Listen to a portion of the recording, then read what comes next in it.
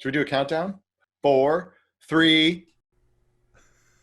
Hello, everyone. Welcome to this Friday's version of Hollywood Breaks.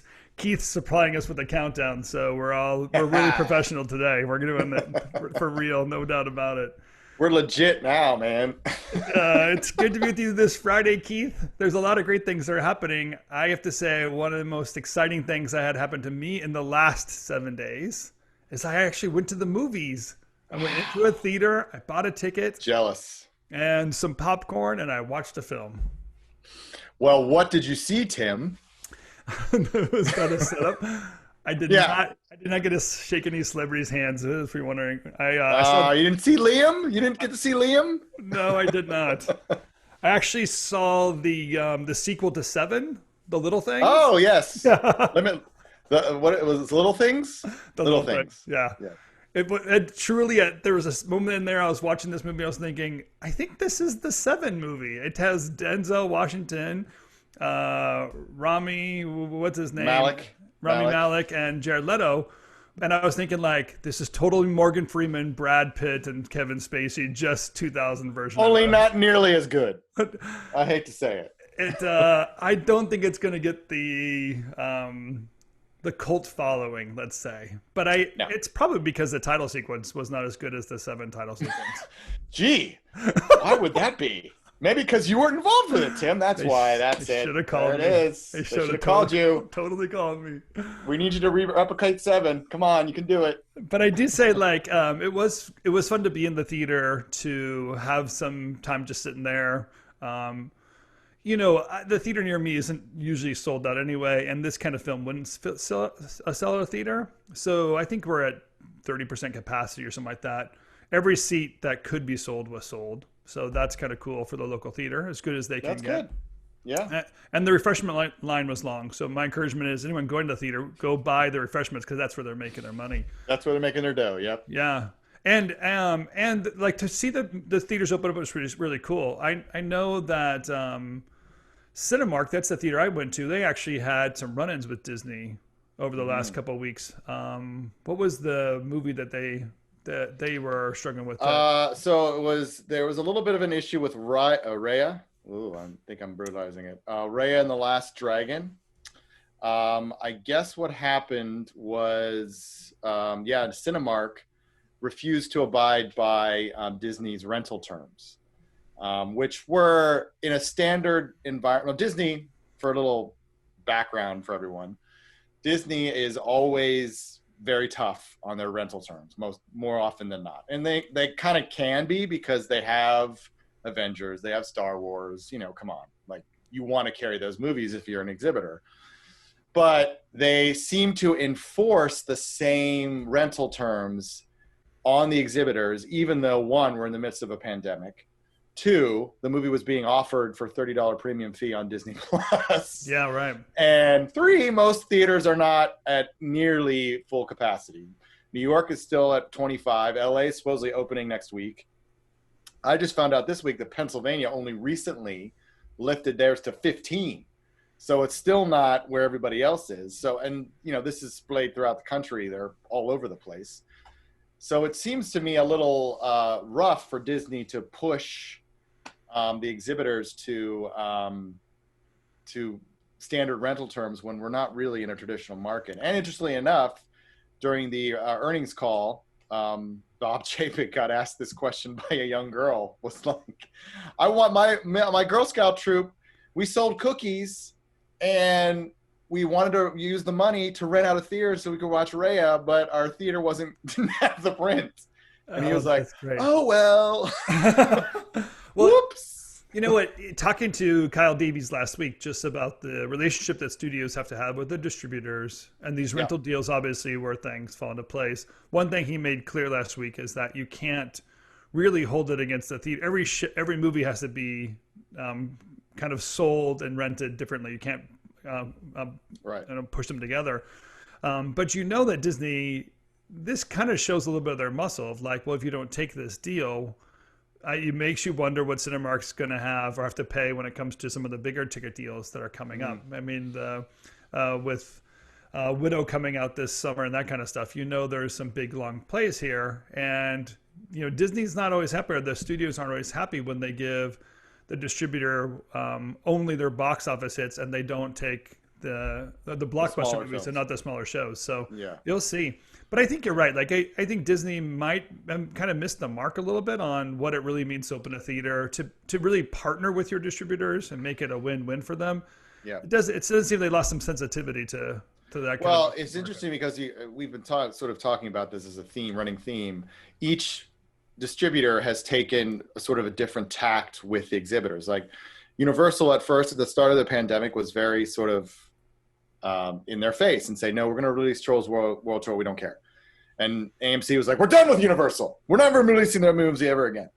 And then they came back and like, okay, wait, we'll talk to you. And then they came out with this deal that sort of had like breakpoints in terms of how much money they would give the exhibitors and that kind of thing. And then HBO Max, or I should say Warner Media, when they released their entire slate on HBO Max as well as in theaters, they kind of gave the exhibitors a little bit more lenient terms and for rental agreements. Whereas Disney's like, no, we're going to stick to our traditional agreement. You have to do a 2-week run, 50% if it opens, the box office run is this, 51% if it's this. And these companies are like struggling to keep the lights on. And Disney's there saying, no, this is how we're going to do it. Now, as I said, Disney's notoriously difficult on exhibitors at times, but they kind of have the muscle to do it.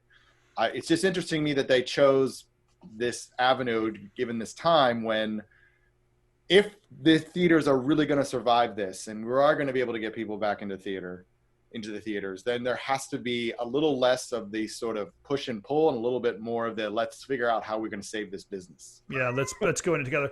But I'll run a counterpoint to this though, because again, like, so our theater running at a smaller capacity sold out.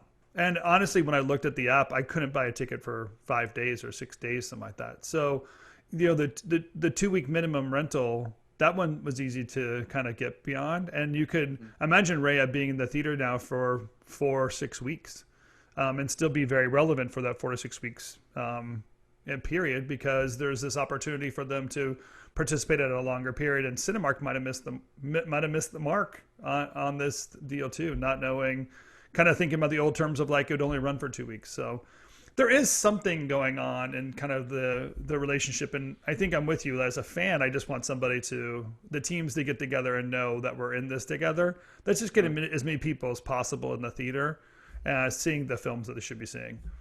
And I do think we're kind of seeing a little bit of the B list rolling itself out, just because they know people are hungry to go to the movies and they'll watch just about anything. We'll see what really happens this summer, because we've been watching to see what Universal's going to do, what Disney's going to do with Widow, what Universal's going to do with Fast and Furious, and we know that the big summer blockbusters are coming up. It'll be kind of curious how this early relationship changes that. Well, Universal has already blinked. They just announced this week they're pushing F9 to June 25th rather than Memorial Day of May 28th. So they're clearly not confident there's going to be enough to open. I also think we do need to start thinking a little bit more globally as well, because it's not just the domestic theaters that are an issue here. To make these movies worthwhile and to make some sort of revenue return on them, the vast majority of the theaters around the globe need to be open. And right now that's just not the case. So I think, we'll see how it shifts. Bob Chapek again mentioned. What was the Fast and Furious date? It was originally the 28th. So it was Memorial Day. Yeah. But they just bumped it to the 25th of June. So they pushed it a month. A month. Wow. Yeah, with the announcement from Biden this week about trying to get vaccines available for every adult as of May 1st, it might have been a good move, kind of just looking ahead to know that there's another month to get people vaccinated and give confidence for that. Well, May 1st, he clarified it and said May 1st is when everyone will be eligible. It doesn't mean you're going to be able to get vaccinated right away. Yeah, it means you'll be able to sign up to get a vaccine. So we're in depending on what state you're in, like Pennsylvania right now is still in phase 1A, 1B. I don't know. 1B. No, it's 1A. 1A or 1B. Out of what, either 100 phases? Either way, I can't get the vaccine. Yeah, right. I got to wait till it's phase 2 before I can get the vaccine. But yeah, sure. So we're a different phase. I know Florida said that they're going to eventually move earlier than May 1st. Now, some states may move before May 1st to allow everyone to start scheduling their vaccines. But it's also a matter of supply and whether or not everyone's going to get vaccinated. That's the other thing. Like, we don't know if. But Universal. For Universal to kind of read the tea leaves that way and say, hey, this gives us a longer runway to get people confidence to get back into theaters. I think we've been kind of saying, Universal and Disney are kind of playing theater chicken. Like, who's the first one going to jump out? Was it Fast and Furious or Widow? It does feel like Fast and Furious, we already know they kind of push a month. Black Widow, what's the story there? It seems like they're sticking. Well, Bob Chapek said on the earnings call that they're still sticking to that date for now. I would be shocked if they keep that date. I think ultimately they're going to push maybe a couple weeks just to allow more theaters to open. Now, listen, you're not going to get – no one's going to be 100%. I don't think anyone's going to be 100% until probably next summer. We're probably looking at – working anywhere between 25 and 50% because everyone's going to still want a social distance. You're going to still have to wear masks. So you're not going to get 100% capacity at most of the theaters. So Disney has to weigh that versus how much money they're going to make. If certain theaters are only open to 25%, which LA and New York are probably going to stay at 25% for the foreseeable future, what does that mean? So what's our return? This is a huge blockbuster for them. It needs to make a lot of money to make it worth their while. So are they going to do their premium release like they did with Mulan earlier in the year? I mean, is that what we're looking at here, where it's going to be a $30 fee? And that the fact that they're going to bump a Marvel movie and put it on Disney Plus, that's a pretty big deal. So it'll be interesting to see, what the lay of the land is as we get closer and closer to the release date.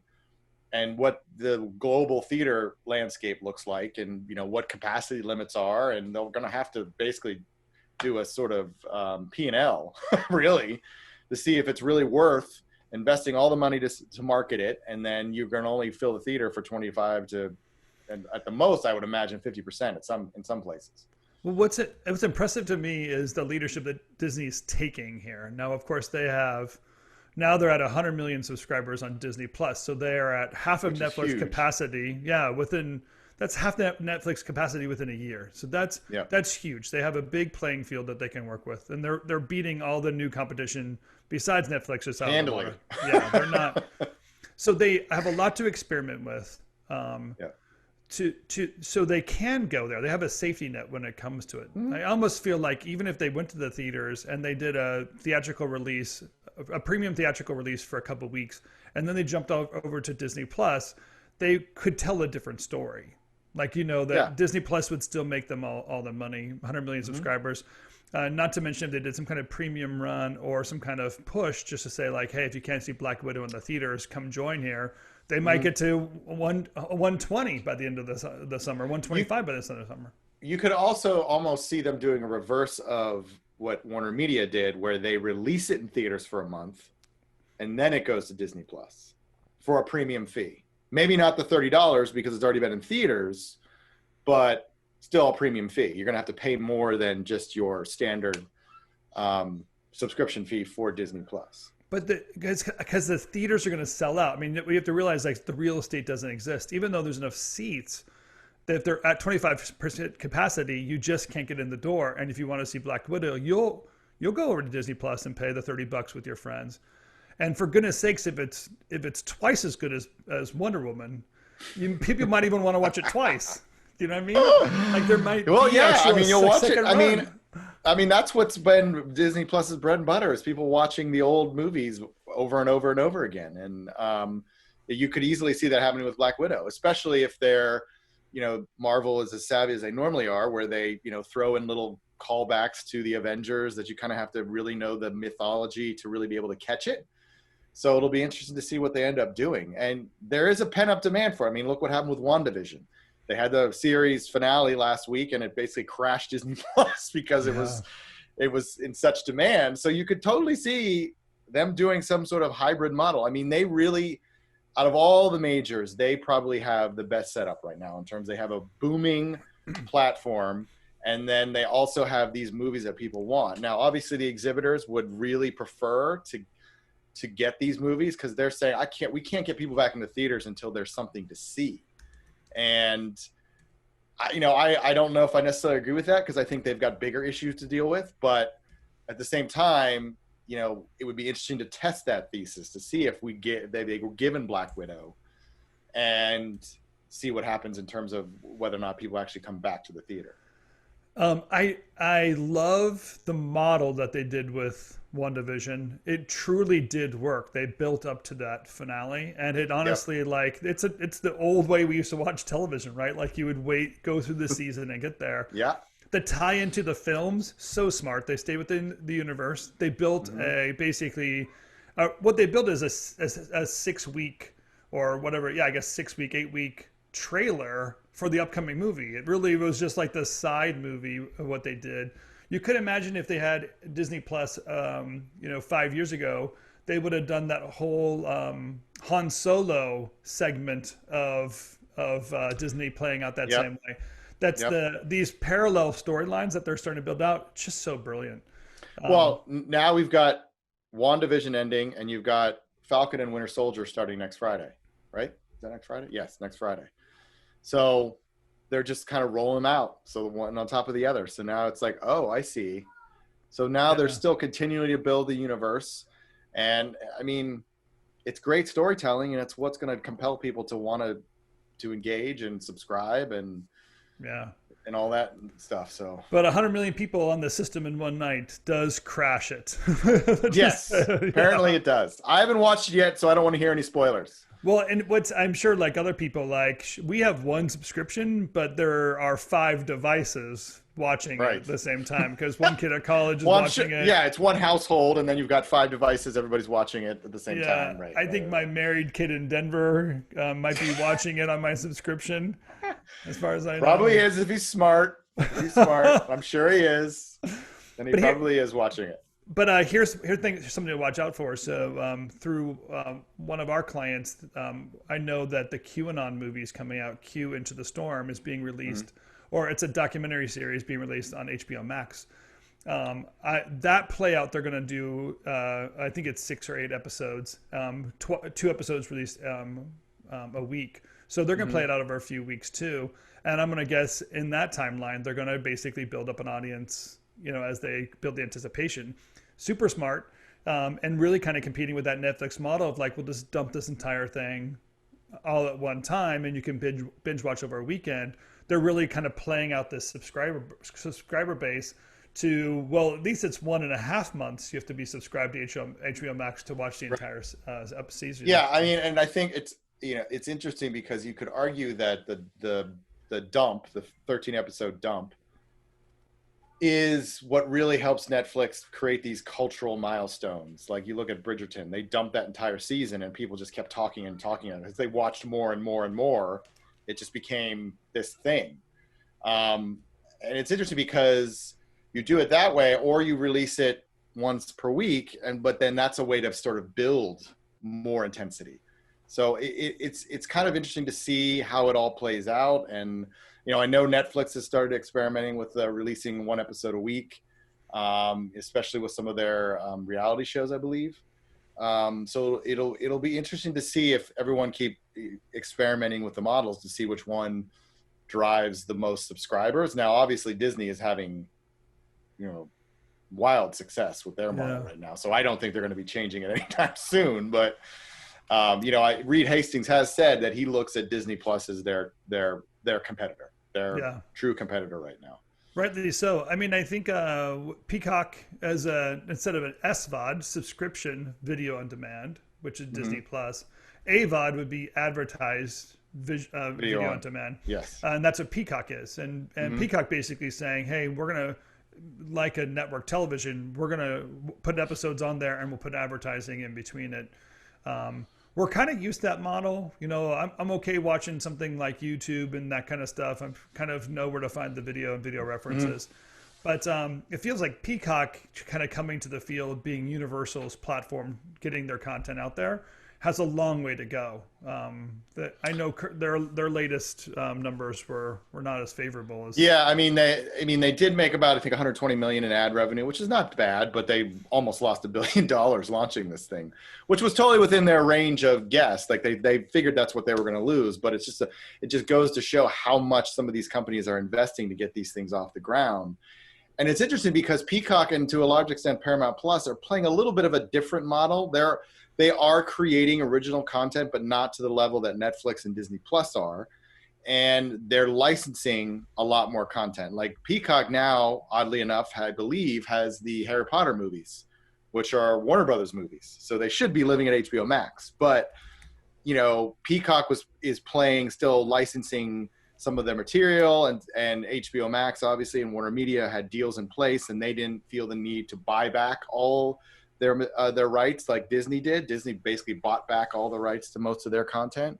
And then Paramount Plus is sort of playing this game where they're like, okay, we're going to just still sell our stuff elsewhere, but, we're still going to have our own exclusive content on Paramount Plus. So they're paying it a little differently. So I'll be interested to see what their numbers look like, because I don't believe, have anything that premiered that's sort of like culturally relevant at the moment. Now they do have Yellowstone, which is a huge hit. Mm-hmm. And I imagine that's going to be coming out. I think they're going to have another season shortly. And I think that if that only is on Paramount Plus, because I know there's also a possibility it could be on Paramount Network as well, then we'll see how they handle that and see what ends up shaking out. I'll be interested to see what their subscriber numbers look like at the end of the next quarter. You have to say, if I'm a content maker today, if I'm out there trying to put out a show and figure out where to place it, I feel like my landscape of where to put things so it'd be visible, be relevant to people, and be pop culture hit. Things like Peacock, I don't know. I mean, I'd be happy if it landed on Peacock. Trust me, opposed to something, opposed to nothing. That's obviously a relevant network. Right. But it really feels like the playing field is leveraged very much in these subscriber-based items. I was working with someone last week talking about comedy content they're putting out there. And without a doubt, you're going to go to Netflix for comedy content. It's just like Netflix is totally killing it in that space. They kind of built up that audience as a total, feel like secondary revenue stream of like, hey, now we're going to be the place to go for. And then you find like all the genres within that Netflix space. When you think about Paramount Plus, Peacock, HBO Max, really you just feel like it's only an extension of the current studio, the current network. They're not making a secondary space for it, and therefore those kind of audiences. So they're, to me, like I almost feel like you're just taking radio and then putting radio on television. It's like that, like that. Those first steps of early television were just like, let's take the radio program and then put the actors on stage in front of a microphone and do it. Yeah. Instead of like evolving the medium in such a way that is building up something new, that's where Disney is totally breaking through, where they actually realize they have a different platform and they can play a totally different game, regardless if it's a theater, a Disney Plus, whatever else they're going to kind of mess with in the universe. Yeah, and they largely don't. I mean, most of their like ABC content and whatnot is all on Hulu. So Disney has a very sort of distinct brand attached to it. And, they've got the hubs, they got Marvel, they got Star Wars, and then once the Obi-Wan series comes out, that's probably going to be a huge hit. So that's going to drive even more subs. You could see it when they get to the Boba Fett Chronicles or whatever they were going to call it. I mean, that's going to drive. I mean, they've got such great content coming that you can only see just the slope going upwards for them. And you can understand why Bob Chapek was like, listen, we believe in a theatrical experience, but we don't think it's going to go back to the way it was ever. This is a totally dynamic shift. We don't think things are ever going to be the same. And listen, the industry is, especially the studios, are hurting. I heard there were layoffs at Paramount on Friday. So there's still things shifting there, and they're just not making money. And I don't believe those jobs are ever coming back. So we're looking at sort of a complete realignment. So if you look at what some of these streamers are going to be doing, they're like the next phase of the entertainment world, basically. Yeah, sure. And I don't think you're going to go back to this is the game I think we're going to be playing. Like, okay, do we release it on a streamer or do we put it in a theater? And I think, again, going back to Disney, that's what their model is now. They've created a whole division whose sole purpose is to figure out where the content's going to live. So, I think they're playing the game as best they can at the moment. And I think they've really got a lot of the cards, to be quite honest. It's pretty fascinating to think of, isn't it? That the Disney or the Paramount layoff is, again, like just another indication of what has gone away. And even if they're doing it for reasons of just budgetary reasons, when you hire someone back, you're not going to hire them back with older capabilities. You're going to hire them with new capabilities. You have to know Paramount Plus is really where their money is being put right now. When I drive through Hollywood this last week, and all that I saw was bus stop after bus stop of Paramount Plus logos. Yeah, yeah. So they're making a splash, at least on the coast, New York and Los Angeles. They're trying to make sure people know that they're out there. Again, playing to the same audience that, like is in the industry. It's always so weird that like the first audience they play to are just their friends and family that are in the industry. But the relevance of the workplace is like what? Well, if it's in the Valley, it's different because in if you work in the business in LA, like if you do something in the Valley, that's just a different world. Yeah, it's not the same thing. Yeah. Like if you're gonna screen a movie, you go to Thousand Oaks because it's a different scrape of people out there. It's not the same people, even though a vast majority of executives live in Thousand Oaks, but that's okay. It's as close as Hollywood wants to get to the middle of the country, like yes, Kansas or Van Nuys. Van Nuys, let's go Van Nuys. People, yeah, right. That works. It's the center of the porn industry, just like the middle of the country. Yeah, there you go. Right, exactly. It's totally ridiculous. I think that the Paramount Plus push though is, and I'm with you, like it doesn't register. I don't have anything in my mind that registers of like, oh, I can't wait for Paramount Plus to come out so I can watch the old Top Gun movies. I don't have to watch it on VHS anymore or whatever. Like, I don't know what I'm going to do. Like, why would it get subscribed in that field? I'm going to predict that some of these players are going to merge their capabilities together. There's going to be like a Pluto TV kind of a move on some of these and say, let's add CBS, because that's what Paramount Plus is the CBS Viacom play out, right? Yep. So we're going to be mixing the CBS content inside of my, television, my smart TV somehow, and be able to merge multiple of these items together. That way, through one search box, I can kind of find whatever I need to on all these platforms.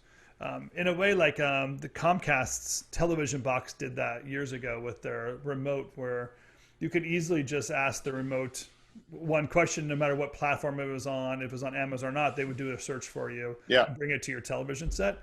That's the technological breakthrough that's going to happen soon enough. Because I'm not going to search through.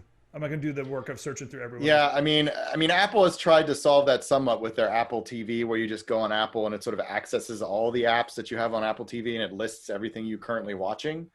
But in terms of content discovery, you're right. I mean, there's only so many people that are willing to search. Now, there's research that says people are willing to have up to 4 or 5 streaming services at every given point. And then they'll just watch the show they want to watch and then they'll cancel it. Because that's, I'll cancel it. And when the new season comes back on, I'll resubscribe. So it'll be interesting to see like how this shift starts to happen and if there is sort of a combo. And the one thing I think we're neglecting to mention is I believe Roku is also thinking about getting into the original content game. So we'll see what they end up coming up with, because my in-laws even just bought a Roku. So that gives you a sense of the fact that they're even, my in-laws who don't watch any TV, but still engage with Netflix and, some of the other services, Amazon Prime, that even they're looking to try to play in this new space. So it'll be interesting to see what happens with Roku. That's such a brilliant move, by the way, because for some people, Roku is streaming television, like AOL was the internet. The internet, so like you never hit the internet, you just stayed within AOL. They can hijack the experience before you even get to Disney and Netflix and such on their platform. They could just basically hijack you and give you the content before everyone else. Super brilliant move, because Roku there's probably as many Roku boxes as there are Apple boxes sitting out there. And they just had like one of their biggest years ever. So I think they're definitely flushed with cash that they can play with. So it'll be interesting to see what they end up doing with it. Yeah, so brilliant.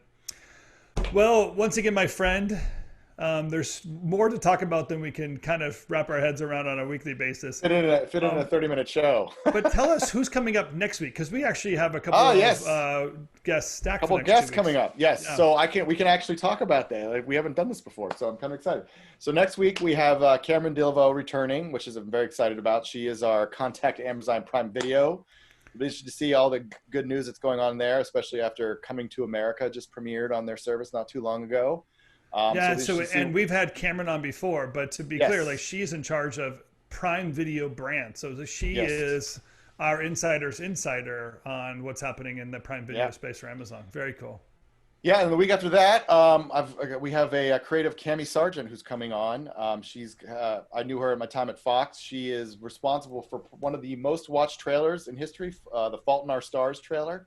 The only trailer I've ever seen where it got a standing ovation in a conference room at 20th Century Fox. So, how brilliant. She has that badge on her belt, but she'll be joining us as well. And she's also had a stint at Netflix, so she'll be able to sort of provide some backstory on what's going on there. So some very exciting guests coming up in the next couple of weeks. Yeah, I love it. And again, our goal here is to kind of give the insider scoop of what's going on in Hollywood, so that you, the content makers, marketing directors, promoters that are out there kind of struggling in your own space or finding the way to thrive, we kind of want to hear from you and be part of that conversation. So we love having those friends there. Keith, we're lucky to have you and your buddies kind of string along with what we have going on here. It's pretty fun.